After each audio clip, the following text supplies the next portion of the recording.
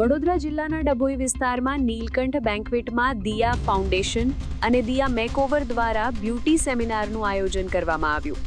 આયોજનમાં ગુજરાતી ફિલ્મની પ્રખ્યાત અભિનેત્રી મમતા સોનીને આમંત્રિત કરવામાં આવ્યા અને તેમના હસ્તે બ્યુટિશિયનને એવોર્ડ આપી સન્માન કરવામાં આવ્યા.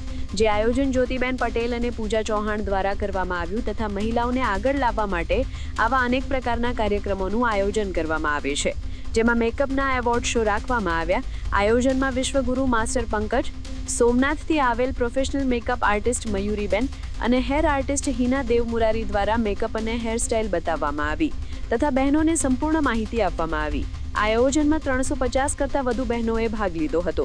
આયોજનના મુખ્ય અતિથિ તરીકે બ્યુટી ઇન્ડસ્ટ્રીના જૂના જાણીતા Praful Pandya, master Pankaj, Lipsha Gohil, Varsha Vasava, Deepali Darji, Sapna Thakur, Shabnam Sayed, Bollywood makeup artist Tayyaba Sayed, Rupal Gohil, Sheetal Solanki, Savi Thakkar, Equitas trust CSR manager Milan Vaghela જેવા મહેમાનો ઉપસ્થિત રહી આયોજનને સફળ બનાવવામાં આવ્યું. Hello friends, myself master Pankaj.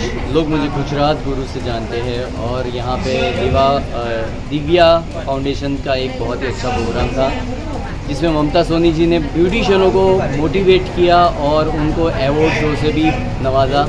तो थैंक यू सो मच आप लोगों को, इंडस्ट्री को और न्यूज़ चैनल को भी थैंक यू सो मच.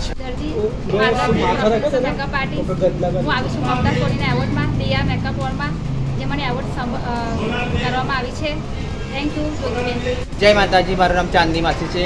હું બરોડા ગોરવાથી આવું છું અને અહીંયા દિવ્યા ફાઉન્ડેશન મેકઓવર દ્વારા ખૂબ સરસ મજાનો કાર્યક્રમ થયો છે મેકઅપના લગતા. અને અહીંયા સેલિબ્રિટી પણ આવેલા, મમતા સોની આવેલા જે ગુજરાતના સુપરહિટ હિરોઈન છે એ મમતા સોની આવેલા. અને બસ હું માતાજીને એટલી પ્રાર્થના કરું છું કે મારી દીકરીઓ મેકઅપમાં, આર્ટિસ્ટમાં અને જે કંઈ પાર્લર ખોલ્યા છે બધાનું ખૂબ ચાલે અને ખૂબ આગળ વધે.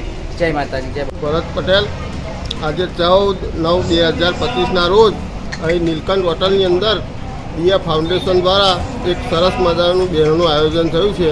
એમાં આર્ટિસ્ટો પંકજ માસ્ટરને બધા આવ્યા અને મમતા સોનીએ એવોર્ડ આપી અને ખૂબ સુંદર મજાનું આયોજન થયું છે. એમાં બહેનો બહુ ખુશ થઈ ગઈ છે.